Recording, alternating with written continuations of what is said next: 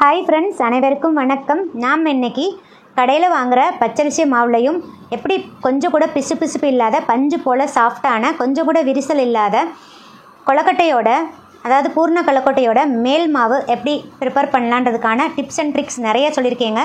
இது வரைக்கும் யாரும் சொல்லாத டிப்ஸும் சொல்லியிருக்கேன். நான் சொல்லியிருக்க டிப்ஸை ஃபாலோ பண்ணி செஞ்சு பாருங்கள். நீங்களும் கொஞ்சம் கூட கஷ்டமே இல்லாமல் ஈஸியாக இந்த கொழுக்கட்டையை ரொம்ப சாஃப்டாக செஞ்சிடலாங்க. நிறைய நேரம் வச்சுருந்தாலும் அப்படியே சாஃப்டாக இருக்கும். வாங்க இந்த பூர்ண கொழுக்கட்டை எப்படி செய்யலான்னு பார்க்கலாம். வாங்க வீடியோக்குள்ளே போகலாம். பூர்ண கொழுக்கட்டை செய்கிறதுக்கு நான் இன்றைக்கி 2 கப் பச்சரிசி மாவு எடுத்திருக்கேங்க. கடையில் வாங்கின இடியாப்ப பச்சரிசி மாவு தாங்க நான் யூஸ் பண்ணியிருக்கேன். நீங்கள் கடையில் வாங்குகிற வெறும் பச்சரிசி மாவு கூட எடுத்துக்கலாம், அப்படி இல்லைன்னா கொழுக்கட்டை மாவு கூட எடுத்துக்கலாங்க, உங்கள் விருப்பம் தான்.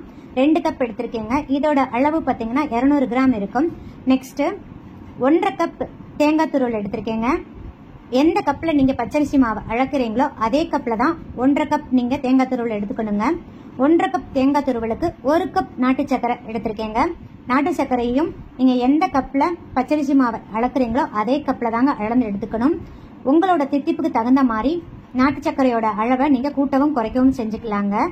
நெக்ஸ்ட் ஒரு அகலமான ஹெவி பாட்டம் கடாய் எடுத்துக்கோங்க. இப்போ நம்ம கடையில் வாங்கின பச்சரிசி மாவு 2 கப்பை இதை சேர்த்து விட்டுடலாங்க. இப்போ ஸ்டவ் ஆன் பண்ணிடுங்க. ஸ்டவ் ஆன் பண்ணிட்டு ஃப்ளேமை சிம்மில் வச்சுட்டு இந்த பச்சரிசி மாவை ஒரு நிமிஷத்துக்கு நல்லா வறுத்து எடுத்துக்கோங்க. வாசனை வர்ற அளவுக்கு வறுத்து எடுத்துக்கோங்க. அதாவது அந்த பச்சரிசி மாவு நல்லா ஹீட் ஆனால் போதுங்க. ஹீட் ஆகி நல்லா ஸ்மெல் வர ஆரம்பிக்கும், அந்த அளவுக்கு வறுத்துக்கோங்க. ஃப்ளேமை ஹைலியோ அல்லது மீடியம்லேயோ வச்சிங்கன்னா சட்டுன்னு கருகிரும். பச்சரிசி மாவோட கலர் சேஞ்ச் ஆகக்கூடாது, அதையும் நல்லா பார்த்துக்கோங்க. ஒரு நிமிஷம் வறுத்தா போதுங்க. மாவை தொட்டு பார்த்தீங்கன்னா நல்லா ஹீட் ஏறி இருக்கும், அதே மாதிரி லைட்டாக ஸ்மெல் வர ஆரம்பிச்சிருக்கும். அந்த டைமில் நம்ம ஆஃப் பண்ணிடலாம். இந்த ஸ்டெப் மாவை நிறைய நேரம் சாஃப்டாக வச்சுருக்க யூஸ்ஃபுல்லாக இருக்குங்க. இந்த மாதிரி நீங்கள் செஞ்சு பாருங்கள். ஸோ பாருங்கள், நான் 1 நிமிஷத்துக்கு நல்லா வறுத்துட்டேன். மாவு நல்லா சூடாயிருச்சு, நல்லா மணம் வந்துருச்சுங்க. கொஞ்சம் கூட அதோட கலர் சேஞ்ச் ஆகலை. ஸோ ஃப்ளேம் சிம்மில் தாங்க இருக்கணும், அதில் நல்லா கவனமாக இருந்துக்கோங்க. இப்போ ஸ்டவ் ஆஃப் பண்ணிடலாம். இதை ஒரு பெரிய பவுலுக்கு, அகலமான பவுலுக்கு மாற்றி விட்டுருங்க. மாற்றிட்டு அதை அப்படியே ஒரு ஓரமாக வச்சுருங்க. அந்த சூடு ஆறுற வரைக்கும் ஒரு ஓரமாக வச்சு விட்டுருங்க. நெக்ஸ்ட் கடாய் எடுத்துக்கோங்க. கடாயில் 1 கப் நாட்டு சர்க்கரையை சேர்த்து விட்டுலாங்க. நீங்கள் வெல்லம் கூட சேர்த்துக்கலாங்க. எந்த கப்பில் பச்சரிசி மாவை மெஷர் பண்ணுறீங்களோ அதே கப்பில் 1 கப்பு வெல்லம், அதே கப்பில் 1/4 கப் தண்ணி. அதிக அளவு தண்ணி சேர்க்க வேண்டாங்க. பாருங்கள், 1/4 கப் தான் தண்ணி சேர்த்துருக்கேன். தண்ணி சேர்த்துட்டு நல்லா ஃப்ளேமை ஹையில் வச்சுட்டு ஒரு கொதி வரவும் இதை ஃபில்டர் பண்ணி தனியாக ஒரு ஓரமாக எடுத்து வச்சிடலாங்க. பாருங்கள், இப்போ நல்லா ஒரு கொதி வந்துருச்சு.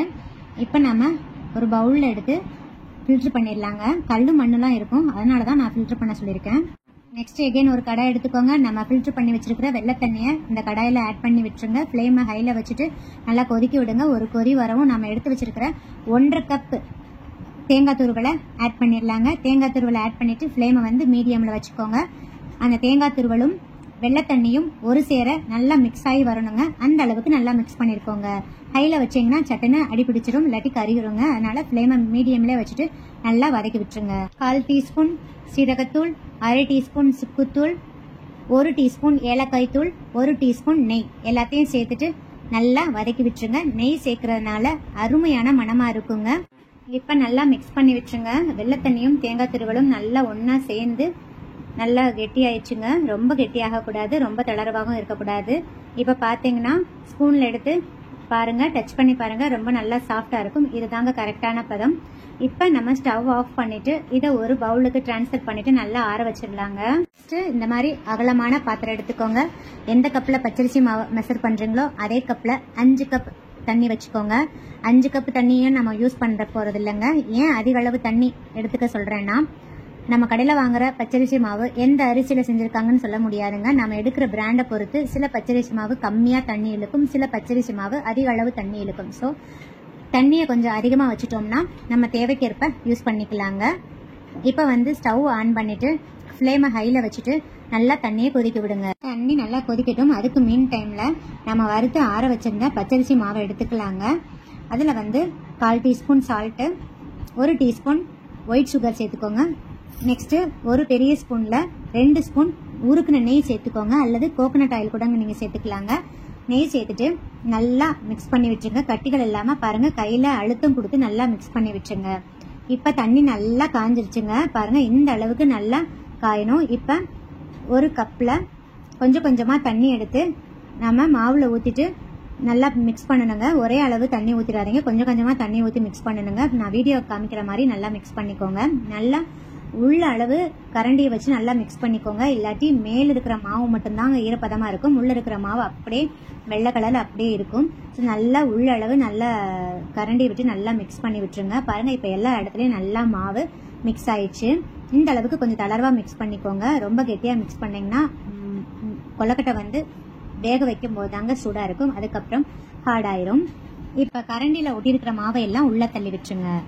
பாருங்க, இப்போ கை பொறுக்கிற சூடுக்கு வந்திருக்குங்க. இப்போ வந்து வீடியோவில் பார்த்தாவே தெரியும் உங்களுக்கு, கொஞ்சம் தளர்வாக தாங்க இருக்கும். இப்படி தாங்க இருக்கணும் மாவு. இந்த பதத்தில் தான் நீங்கள் மிக்ஸ் பண்ணிக்கணும். இந்த அளவுக்கு தளர்வாக இருந்தால் தாங்க கொழுக்கட்டை நல்லா சாஃப்டாக இருக்கும் நிறைய நேரம் வரைக்கும். இப்போ கையில் நல்லா எண்ணெயை தடவிட்டு பாருங்க, இந்த அளவுக்கு நல்லா பிசைஞ்சு மிக்ஸ் பண்ணி விட்டுருங்க. பாருங்க, வீடியோவில் காமிக்கிற மாதிரி மிக்ஸ் பண்ணி விட்டுருங்க. ரொம்ப கஷ்டப்பட்டு அழுத்தணும் அவசியம் இல்லைங்க, இந்த அளவுக்கு நல்லா மிக்ஸ் பண்ணால் போதும். இப்போ மாவு மேலே நல்லா எண்ணெய் அல்லது நெய்யை கிரீஸ் பண்ணி விட்டுருங்க. இப்போ நல்லா ஒரு உருண்டையாக எடுத்து உருட்டிக்கோங்க. இப்போ பாருங்கள், உள்ள கை விட்டு பார்த்தீங்கன்னா டக்குன்னு உள்ளே இறங்கணும். இதானுங்க கரெக்டான பதம். இந்த அளவுக்கு நல்லா மாவை மிக்ஸ் பண்ணிக்கோங்க. நெக்ஸ்ட்டு மாவு மேலே இன்னும் கொஞ்சம் லைட்டாக எண்ணெய் தடவிட்டு ஒரு ஓரமாக வச்சுருங்க. அப்போ தான் நல்லா ட்ரை ஆகாமல் இருக்கும். இப்போ நாம் எடுத்து வச்சுருந்த ஆற வச்சிருந்த பூரணத்தை இந்த மாதிரி உருண்டையெல்லாம் உருட்டி வச்சுக்கலாங்க. அப்படி இல்லைன்னா நீங்கள் ஒரு ஸ்பூனில் எடுத்து கூட நீங்கள் சேர்த்துக்கலாம். நெக்ஸ்ட்டு நாம் பூரண கொழுக்கட்டையோட மேல் மாவை எடுத்துக்கோங்க. கையில் 2 கையிலையும் நல்லா நெய் அல்லது ஆயில் அப்ளை பண்ணிக்கோங்க. கொஞ்சமாக மாவு எடுத்துக்கோங்க. இப்போ ஒரு கிளாஸில் பக்கத்தில் தண்ணி வச்சுக்கோங்க. வீடியோவில் காமிக்கிற மாதிரி விரலில் தண்ணியை நல்லா தொட்டுட்டு மாவில் வந்து நல்லா இந்த மாதிரி வீடியோவில் காமிக்கிற மாதிரி குழி போட்டுக்கோங்க. குழி போட்டுட்டு ஆள்காட்டி விரலை வச்சு நல்லா ப்ரெஸ் கொடுங்க. ஒரு கிண்ணம் மாதிரி ஷேப்புக்கு வரும். இந்த மாதிரி செஞ்சுக்கோங்க. இப்போ வந்து நம்ம செஞ்சு வச்சிருக்கிற பூரணத்தை எடுத்து உள்ளே வச்சுருங்க. இப்போ நல்லா சீல் பண்ணிடுங்க. சீல் பண்ணிவிட்டு அந்த விரிசல்லாம் கொஞ்சம் கூட தெரியாத அளவுக்கு கொஞ்சம் கொஞ்சமாக தண்ணியை தொட்டு அந்த விரிசல் இருக்கிற இடத்துலலாம் நல்லா ஸ்மூத்தாக இந்த மாதிரி அப்ளை பண்ணி விட்டுருங்க. இது இப்படி தான் செய்யணும்னு அவசியம் இல்லைங்க. நீங்கள் அச்சில் கூட கொழுக்கட்டை அச்சில் கூட நீங்கள் செஞ்சுக்கலாங்க, உங்கள் விருப்பம்தான். பாருங்கள், வீடியோவில் காமிக்கிற மாதிரி செஞ்சு விட்டுருங்க. பாருங்கள், இப்போ நல்லா பால் மாதிரி கையில் உருட்டியாச்சு. கொஞ்சம் கூட எந்த பக்கமும் விரிசல் இல்லைங்க. அப்படி விரிசல் இருந்துச்சுன்னா, மேக்ஸிமம் விரிசல் இருக்காது. விரிசல் இருந்துச்சுன்னா லைட்டாக தண்ணியை தொட்டுட்டு இந்த மாதிரி நல்லா பால் மாதிரி ஸ்மூத்தாக செஞ்சு விட்டுருங்க. இப்போ வந்து நம்ம இதே மாதிரி எல்லா மாவுகளையும் உருட்டிடலாங்க. பாருங்கள், இப்போ நான் எல்லா மாவுகளையும் இந்த மாதிரி உருட்டி வச்சுட்டேன். நெக்ஸ்ட்டு இட்லி பாத்திரம் எடுத்துக்கோங்க. கொஞ்சமாக தண்ணி ஊற்றிட்டு நல்லா கொதிக்க விடுங்க. நான் இட்லி தட்டில் வாழை இலையை போட்டு நல்லா வேக வச்சுருக்கேங்க. க்ளோஸ் பண்ணிவிட்டு 10 நிமிஷம் வெயிட் பண்ணுங்கள். நெக்ஸ்ட்டு 10 நிமிஷம் கழித்து ஓப்பன் பண்ணி பாருங்கள். 10 நிமிஷம் இருந்தால் போதுங்க, அதுக்கு மேலே வேண்டாம். அதுக்கு மேலே வேக வச்சிங்கன்னா ரொம்ப ஹார்ட் ஆயிரும். பாருங்கள், சூப்பராக நம்மளோட கொழுக்கட்டை ரெடி ஆயிடுச்சுங்க. எந்த பக்கமும் கொஞ்சம் கூட விரிசல் இல்லைங்க. இப்போ வந்து நம்ம சர்விங் பவுலுக்கு ட்ரான்ஸ்ஃபர் பண்ணிடலாம்.